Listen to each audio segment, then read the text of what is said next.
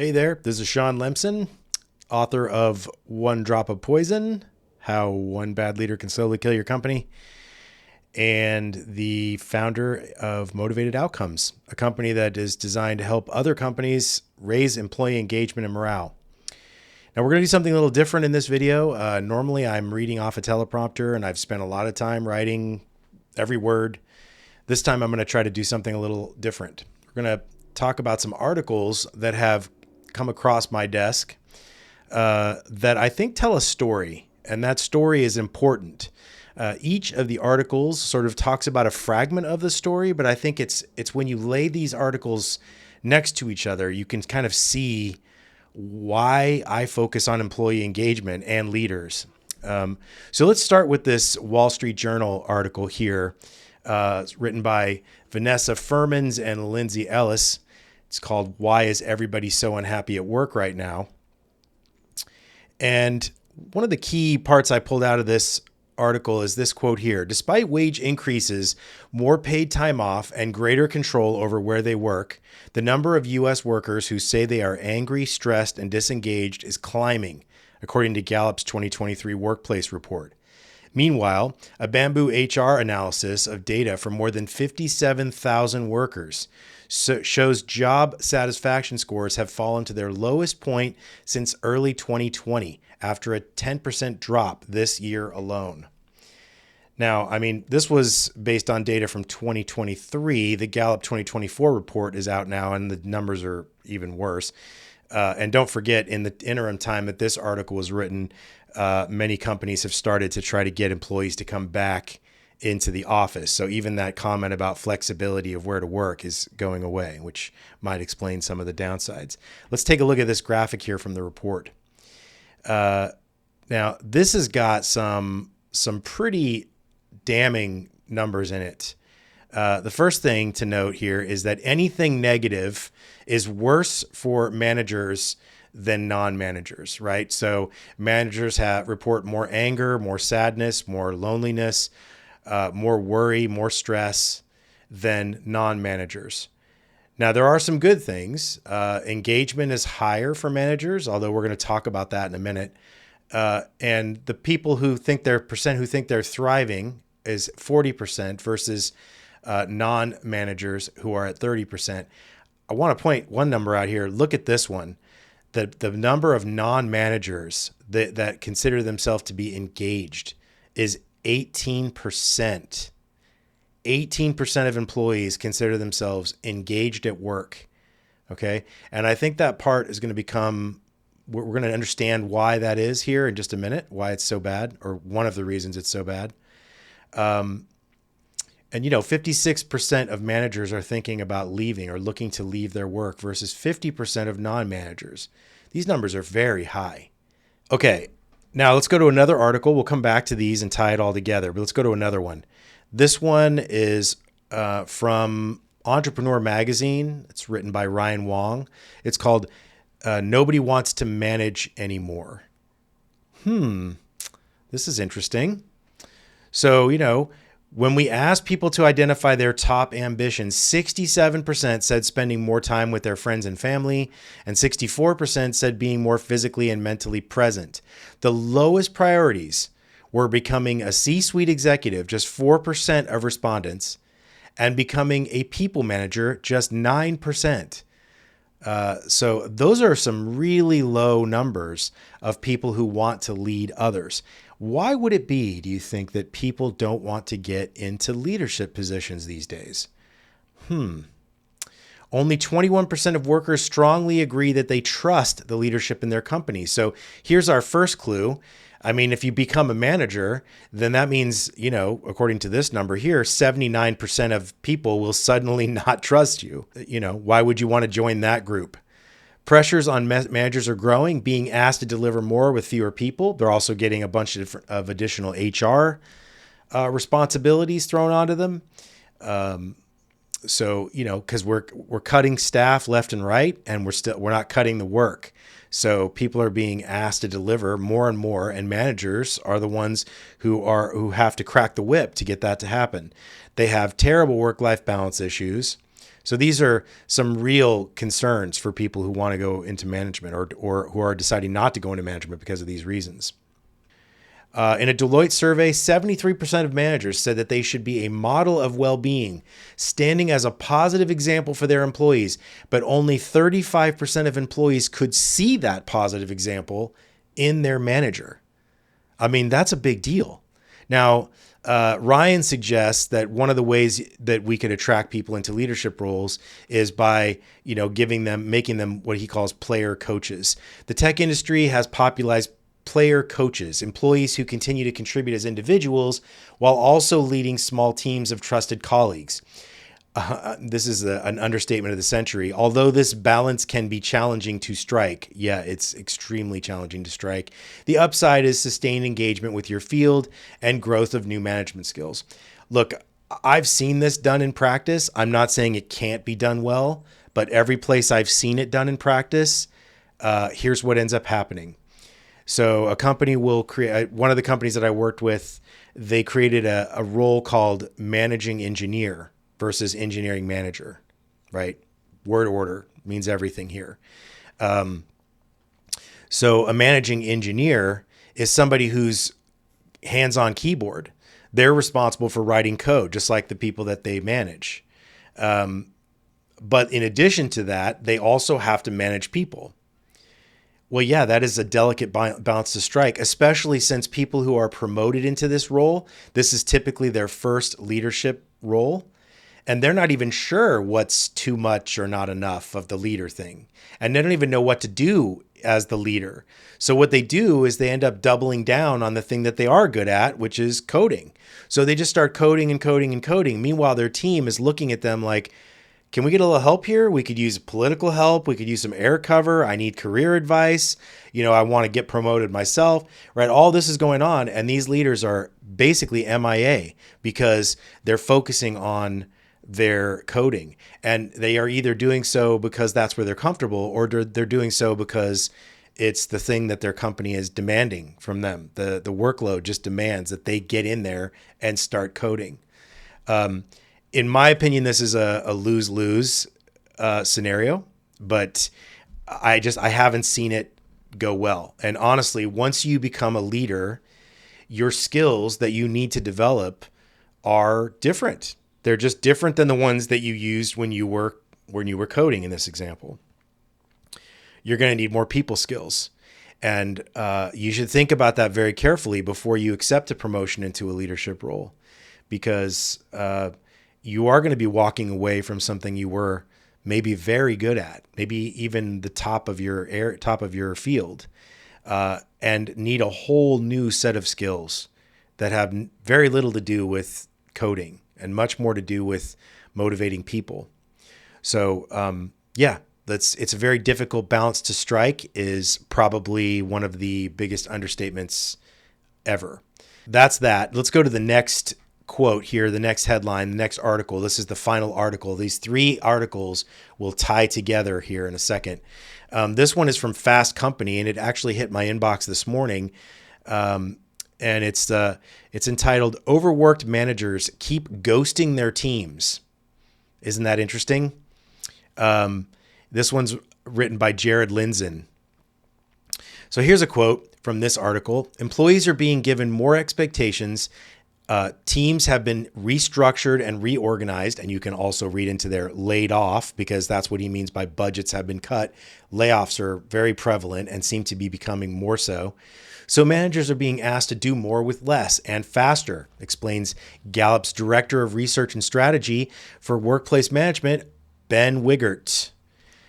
Wiggert says those heightened expectations make it harder for managers to give frontline staff the time and attention they need, causing those employees to either quiet quit or leave the organization entirely, which of course furthers the cycle.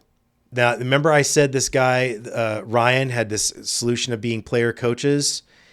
This is an example. Like, how are you going to lay that solution onto your managers when they're already feeling incredibly overworked, right?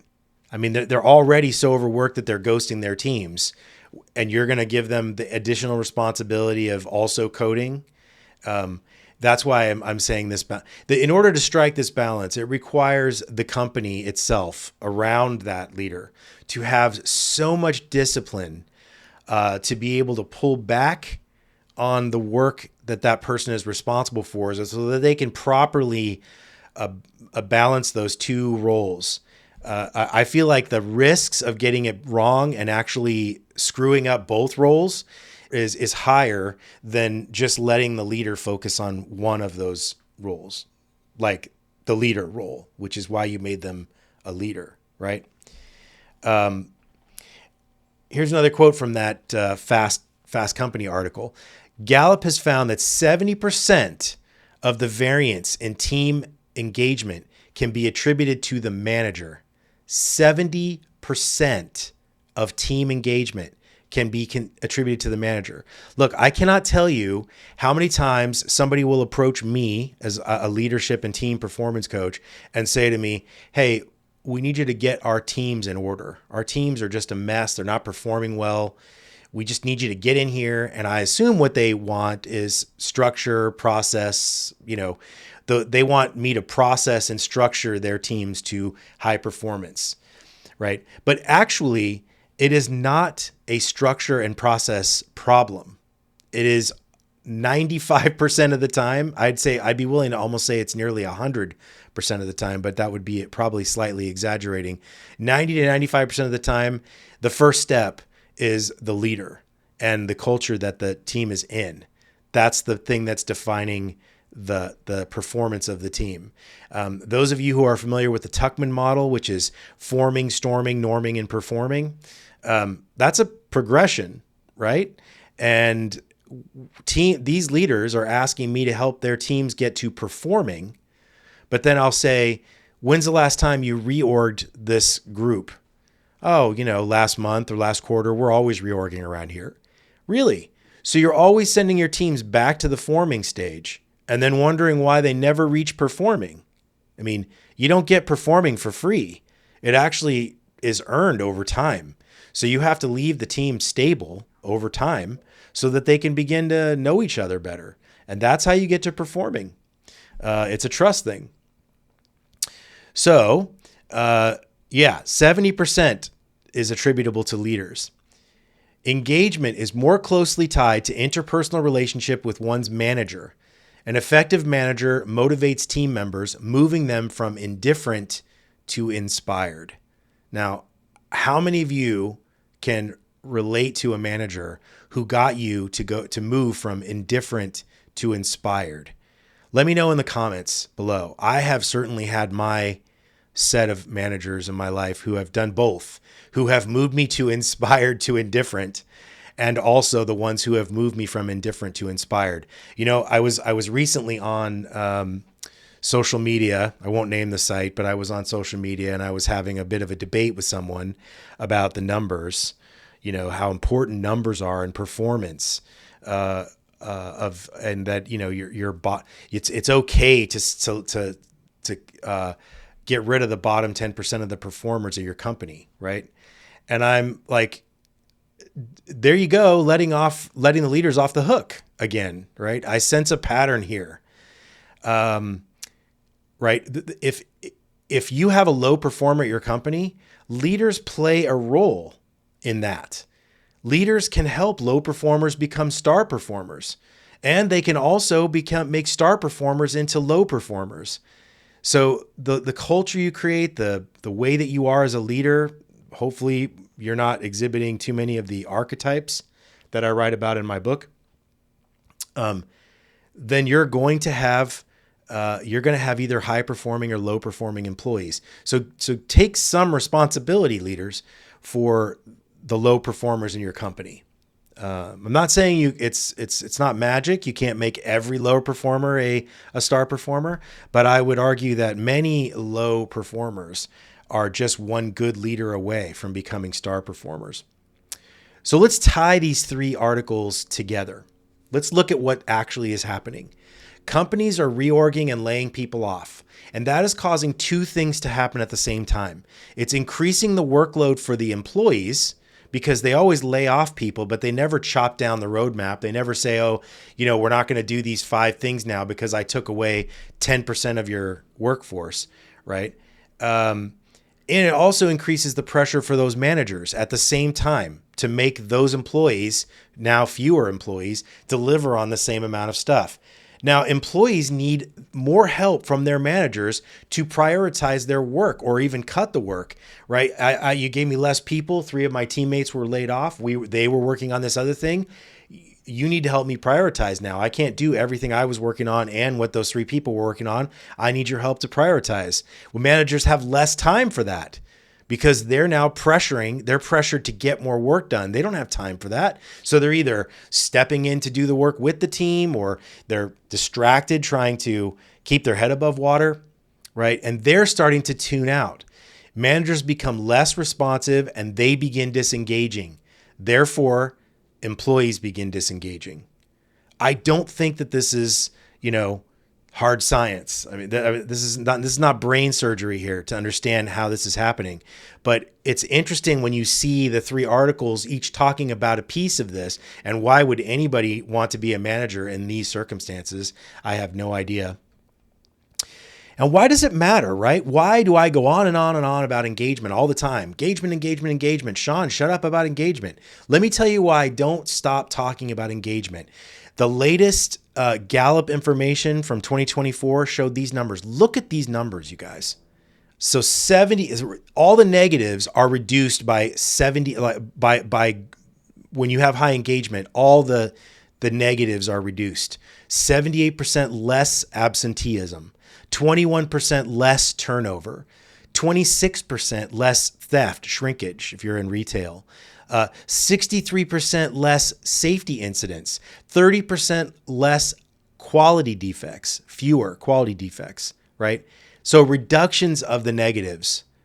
How about some increases of the positives? 10% higher customer loyalty. Why would that be? Because they're being treated by employees who are happy. So they're more likely to be loyal to your company. 17% rise in productivity as measured in sales.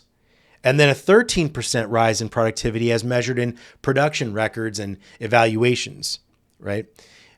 And here's the bottom line, literally.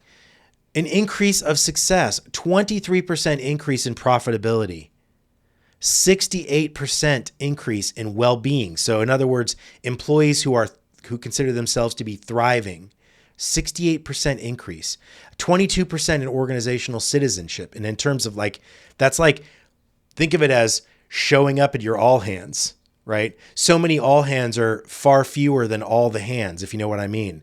There are people who are just getting a check. I mean, I'm not saying they aren't working, but they're just doing the job. They don't have a loyalty to your company. They don't have a loyalty to your culture. They aren't trying to be a part of your culture. They're just there doing the work they need to do, and then they go home. And so if you're looking for, I like this term, organizational citizenship, feeling like you're part of the organization, look at that. 22% increase as measured employees who are highly engaged. So this is why I go on and on and on about engagement. The numbers don't lie. These numbers don't lie. I would love to scream at the person who I was arguing with on social media. Yeah, you're focused on the bottom line. Those are numbers, yes, and they're important, yes. But these are numbers too, and they're important.